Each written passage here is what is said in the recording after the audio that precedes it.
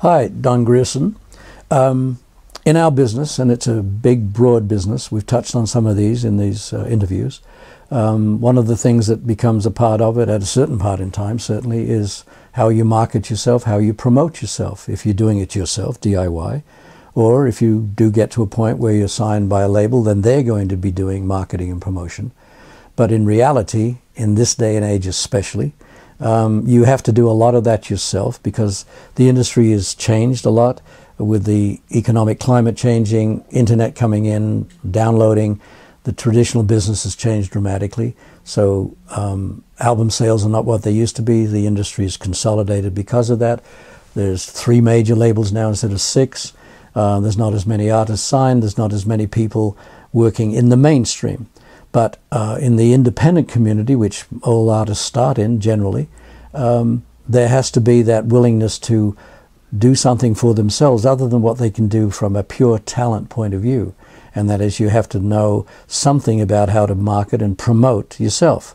And there are many ways to do that. With today, especially with the internet and the social networking that's available, you can do a lot of things without spending a lot of money.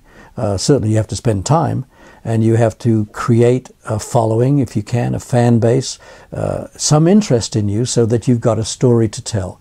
And that comes down to how are you going to present yourself marketing. It could be videos, it could be clever things on the web and the blogosphere, all of those things. You have to come up with ideas that will put you in front of the audience as against you be one of the millions that are not in front of an audience.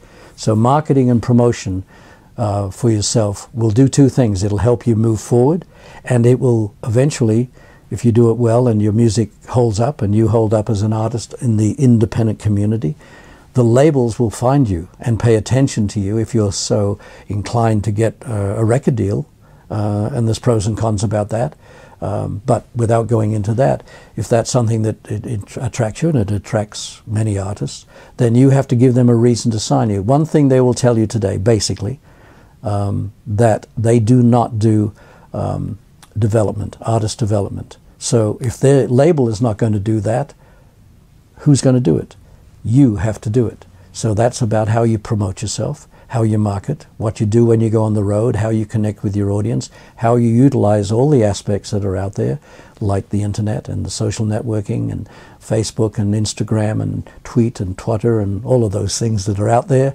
You've got to utilize all of those things and create a story. So just remember, promotion, marketing, very important. For those that have an interest in getting a record company deal, a label deal at some point, to give you a little history, back before the internet, before the industry did make all the changes that pretty much everybody is aware of now, the A&R community, which is where I spent a lot of time, the A&R community had to kind of seek artists out. They would have connections. Again, this is where a good A&R person would prevail, is that they have good connections in the management community, the lawyer community, the club owners, radio connections, people, retail, because there was a lot of physical retail in those days, and an artist would be selling locally maybe from something, and you'd keep in touch with the key buyers to say, hey, what's selling in your area that we're not aware of? We, as an A&R community, used to go out and look for artists and get all of this information and then make a decision, right or wrong, as to whether that's an artist that we would be interested in or not. Those days have changed considerably because, as I said, the marketplace has changed. It's more digital now than it is physical, and in turn the internet dictates a great deal of how we live and how our music world lives. So you have to do the same kind of things that an A&R person. You have to connect to people. You have to go to meet the club owners that you want to play in. You have to talk to your local newspaper people.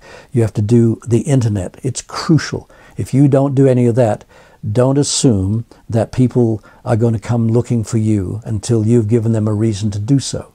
So keep in mind how important it is to promote and market yourself.